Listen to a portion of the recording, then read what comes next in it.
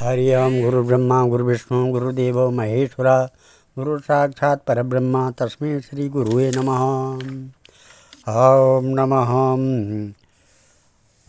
ध्येयं सदा परिभवग्नमविष्टदोहं तीर्थात् पदं शिवविरञ्जनुतं शरण्यं भृत्यातिहं प्रणतपालभवाब्धिपूतं वन्दे महापुरुषते चरणारविन्दम्।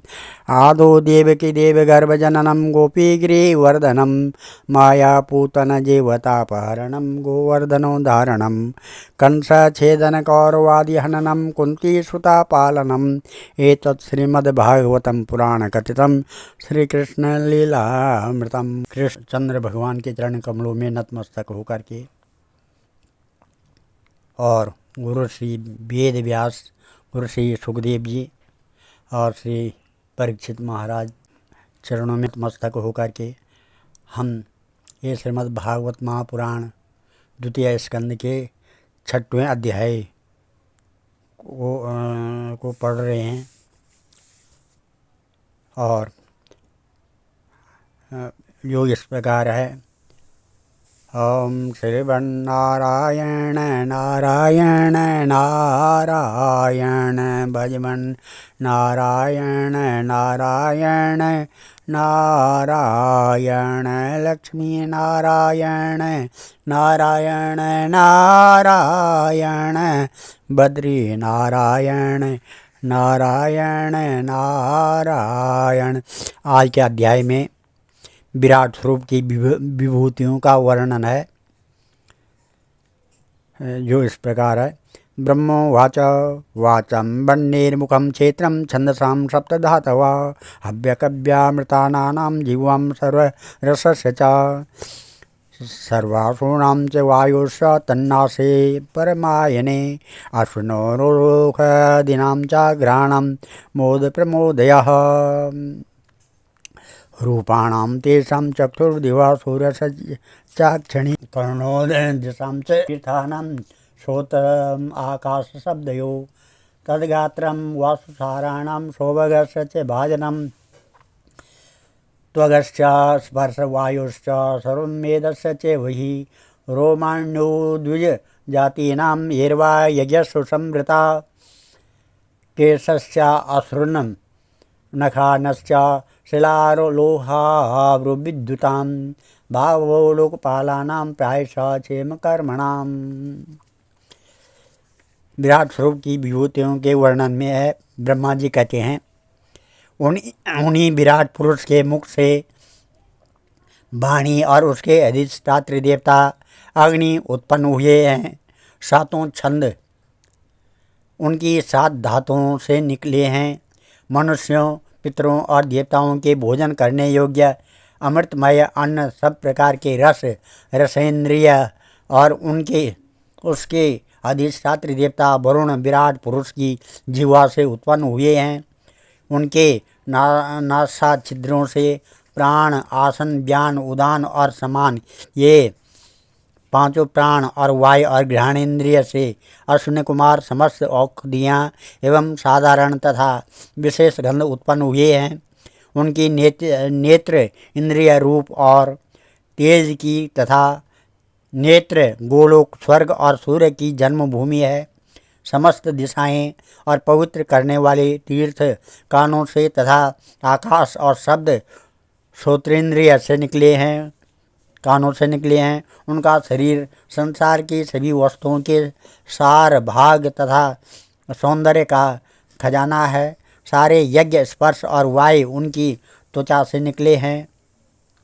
उनके रोम सभी उद्भिज पदार्थों के जन्म स्थान हैं, अथवा केवल उन्हीं के जिनसे यज्ञ संपन्न होते हैं। उनके केश, बाल, दाढ़ी, मूछ और नखों से मेघ, बिजली, शिला एवं लोहा आदि वस्तुएं तथा भुजाओं से प्रायः संसार की रक्षा करने वाले लोकपाल प्रकट हुए हैं। विक्रम भूर्भुवः स्वश्च क्षेमश्च शरणस्य च सर्वकामा वरस्यापि हरेश्चारण आस्पदम् अपां वीर्यस्य सर्गस्य पर्जन्यस्य प्रजापते पुंसः शिष्ण तस्थस्तु प्रजत्यानन्दनिवृते पायुर्यमस्य मित्रस्य परिमोक्षस्य नारद हिंसाया नरतेर्मृत्युर्निरम्यश्च बुधो स्मृता पराभूतेरधर्मस्य तमसाश्चापि पश्चिम नाड्यो नदनदीनां तु गोत्राणाम् अस्ति संहति अव्यक्तरससिन्धूनां भूतानां निधनस्य च उदरं विदितं पुंसो हृदयं मनसा पदं धर्मस्य मम तुभ्यं च कुमाराणां भवस्य च विज्ञानस्य च सत्त्वस्य परस्यात्मा परायणम् अहं भगवान् भवश्चैव ते इमे मुनियोग्रजा सुरासुरनरा नागा खगा मृग सरीसृपा गन्धर्वा अप्सरसो यक्षा रक्षो भूतगणो रगा पशवः पितरो सिद्धा विद्याघ्राणाश्चरणाद्रुमा अन्ये च विविधा जीवा जलस्थलनभोकसा ग्रहचाकेतवस्तारास्ताडितास्तन इत्नवा सर्वपुरुषा एवेदं भूतं भव्यं भवच्च यत् तेनैदमावृतं विश्वं वितस्तस्मादिति स्थितिः सुदीर्ण्यं प्रतपन् प्राणो बहिष्य प्रतपत्यसो एवं विराजं तत्पत्यन् अन्तर्बहिः पुमान् सोऽमर्त्यस्य भविष्येषो मर्त्या अन्नं यदत्यगात् महिमेश ततो ब्रह्मन् पुरुषस्य दुरत्यया पादेषु सर्वभूतानि पुंसां स्थितपदो विदु अमृतं क्षेमं भयं त्रिमूर्धो आधाय मूर्धसु पादाश्रयो वन्यश्च सन्न प्रजानां च आश्रमा अन्तरस्त्रिलोक्यात् स्वपरो गृहमेधो बृहद्व्रतः श्रुतिविचक्रमे विश्वं सनासने उभे या विद्या च पुरुषस्तु भयाश्रया यस्मादन्नं विराट्यज्ञे भूतेन्द्रिया गुणात्मका तद्द्रव्यात्मत्यगात् विश्वं गोभी सूर्य इव पतन्। उनका चलना फिरना भू भुआ स्वा तीनों लोकों का आश्रय है। उनके चरण कमल प्राप्त की रक्षा करते हैं और भयों को भगा देते हैं तथा समस्त कामनाओं की पूर्ति उन्हीं से होती है। विराट पुरुष लिंग जल वीर्य सृष्टि मेघ और प्रजापति का आधार है तथा उनकी जनेन्द्रिया मैथुन जनित आनंद का उद्गम है। नारद जी विराट पुरुष की पायु इंद्रिय यम मित्र और मल त्याग का तथा गुदाद्वार हिंसा नैऋत्य मृत्यु और नरक का उत्पत्ति स्थान है।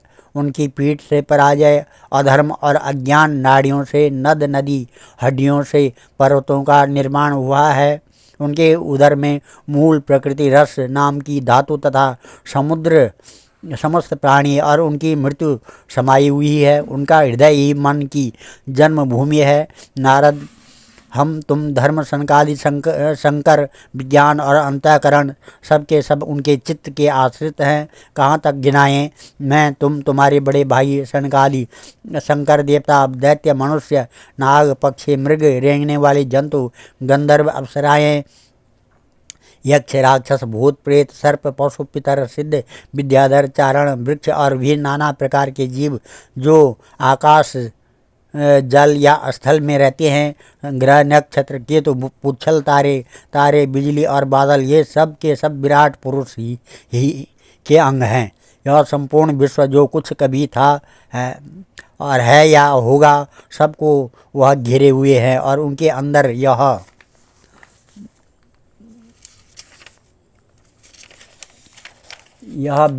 विश्व उसके केवल 10 अंगुल के परिमाण में ही स्थित है।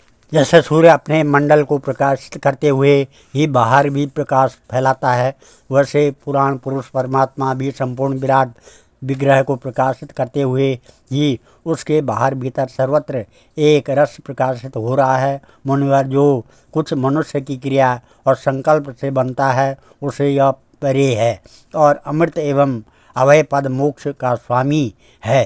यही कारण है कि कोई भी उसकी महिमा का पार नहीं पा सकता है। संपूर्ण लोग भगवान के एक पाद मात्र अंश मात्र हैं तथा उनके अंश मात्र लोकों में समस्त प्राणी निवास करते हैं। भूलोक, भुवलोक और सत्यलोक के ऊपर महलोक है। उसके भी ऊपर जन्म, तप और सत्यलोकों में क्रमशः अमृत, क्षेम एवं अभय का नित्य निवास है। जन्म, तप और सत्य, इन तीनों लोकों में ब्रह्मचारी, वानप्रस्थ एवं सन्यासी निवास करते हैं। दीर्घकालीन ब्रह्मचर्य से रहित गृहस्थ भूलोक, भुवलोक और स्वर्गलोक भीतर ही निवास करते हैं। शास्त्रों में दो मार्ग बतलाए गए हैं, एक अविद्या रूप कर्म मार्ग जो सकाम पुरुष के लिए है और दूसरा उपासन रूप विद्या का मार्ग जो निष्काम उपासकों के लिए है।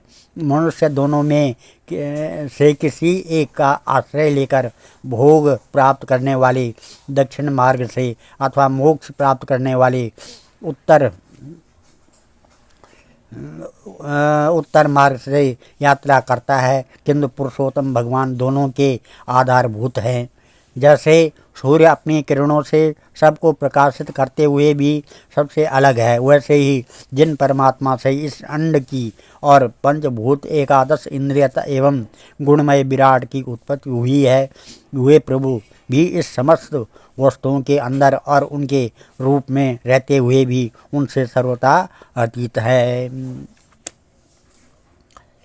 यदा च नाभ्या नलिनादहमासं महात्मना नाभिदं यज्ञसंभारान् पुरुषा वयवादृते तेषु यज्ञस्य पशवा सवनस्पतया कुशा इदं च देवयजनं कालश्चोरुगुणानुता वस्तुन्योखदया स्नेहा रसलोहा मृदो जलं ऋचौ यज्जुषि सामानि चातुर्होत्रं च सत्तमा नामधेयानि मंत्रा च दक्षिणा च व्रतानि च देवतानुक्रम कल्प संकल्पस्तंत्रमेव च गतयो मतया श्रद्धा प्रायश्चितं समर्पणं पुरुषा वयवेरेते संभारा संवृता मया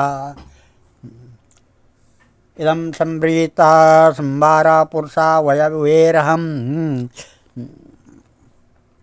तमेव पुरुषं यज्ञं तेनेवायव जमीश्वरं ततस्ते भ्रातरम इमे प्रजानां पतयो नव आयजन व्यक्त अव्यक्तं पुरुषं सुसमायता ततश्च मनवा काले ईजरे ऋषियो परे पितरो विविधा दैत्या मनुष्या कृतो हीरे विभुं नारायणो भगवती तदिदं विषमाहितं गृहीत मायोरुगुणो सर्गा दावगुणो स्वतः सृजामे तन्नियुक्तोऽहं हरो हरति तद्वश विश्वं पुरुषरूपेण परिपाति तिर्शक्तिधृक् इदं ते विहितं तात इत्येदमनुपृच्छसि नान्याद् भगवता किंचित् भाव्यं सदात्मकम्।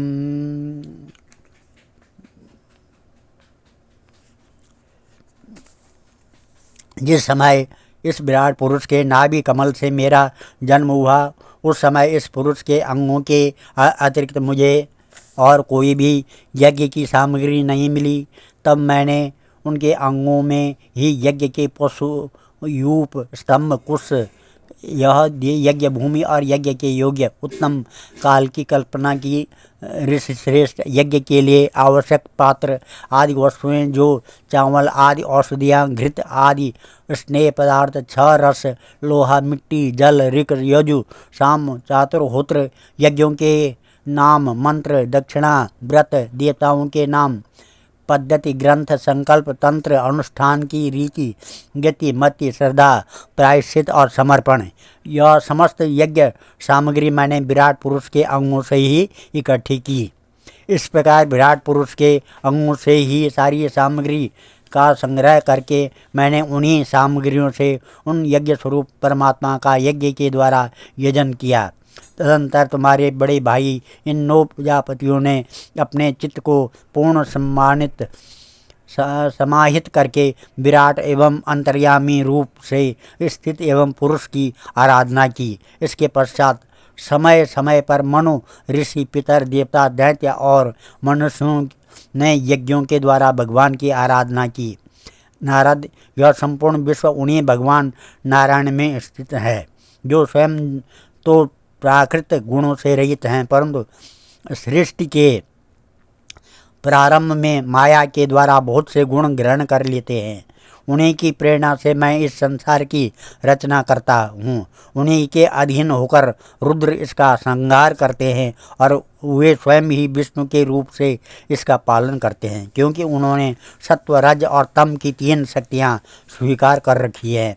बेटा, जो कुछ तुमने पूछा था उसका उत्तर मैंने तुम्हें दे दिया। भाव और अभाव, कार्य या कारण के रूप में ऐसी कोई भी वस्तु नहीं है जो भगवान से भिन्न हो।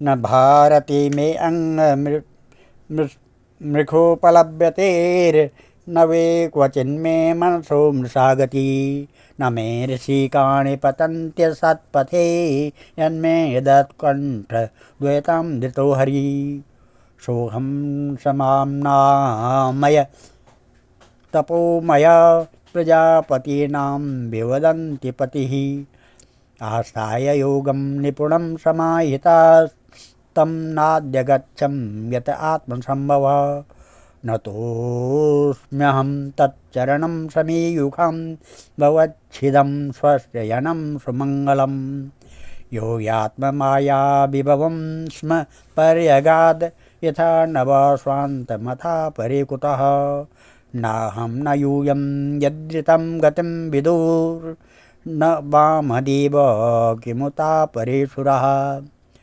तन्मायया मोहितबुद्ध्यस्तुदं विनिर्मितं चात्मं समं विचक्षमे। प्यारे नारद, मैं प्रेम पूर्ण एवं उत्कंठित हृदय से भगवान के स्मरण में मग्न रहता हूँ। इसी से मेरी वाणी कभी असत्य होती नहीं दिखती, मेरा मन कभी असत्य संकल्प नहीं करता और मेरी इंद्रियां भी कभी मर्यादा का उल्लंघन करके कुमार्ग में नहीं जाती। मैं वेद मूर्ति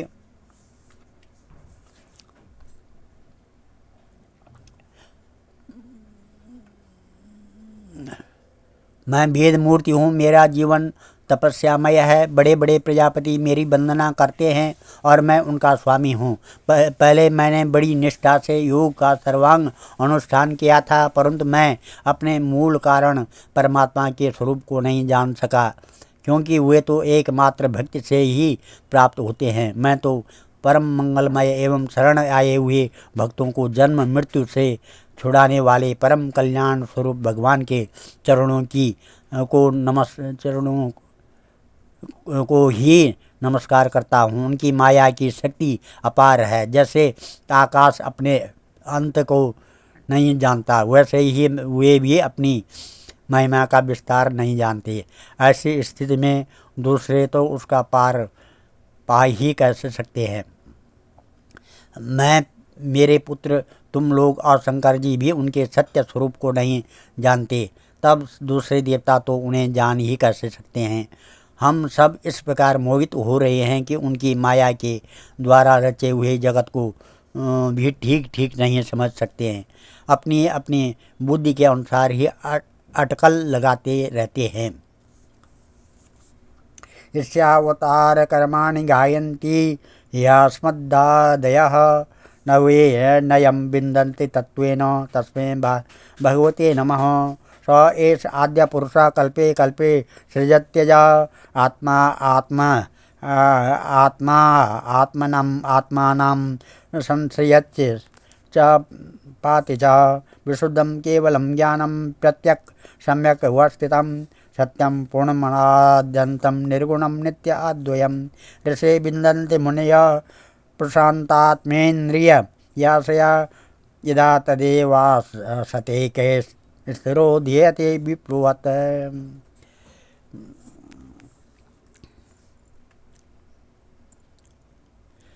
हम लोग केवल जिनके अवतार की लीलाओं का गान ही करते रहते हैं, उनके तत्व को नहीं जानते। उन भगवान के श्री चरणों में मैं नमस्कार करता हूँ। वे अजन्मा एवं पुरुषोत्तम हैं। प्रत्येक कल्प में वे स्वयं अपने आप में अपने आप की ही सृष्टि करते हैं, रक्षा करते हैं और श्रृंगार कर लेते हैं। वे माया के लेश से रहित केवल ज्ञान स्वरूप हैं और अंतरात्मा के रूप में एक रस स्थित है। वे तीनों काल में सत्य एवं परिपूर्ण हैं, न उनका आदि है न अंत है। वे तीनों गुणों से रहित सनातन एवं अद्वितीय हैं। नारद, महात्मा लोग जिस समय अपने अंतःकरण, इंद्रिय और शरीर को शांत कर लेते हैं उस समय उनका साक्षात्कार करते हैं, परंतु जब असत पुरुषों के द्वारा कुतर्कों का जाल बिछाकर उनको ढक दिया जाता है तब उनके दर्शन नहीं हो पाते हैं।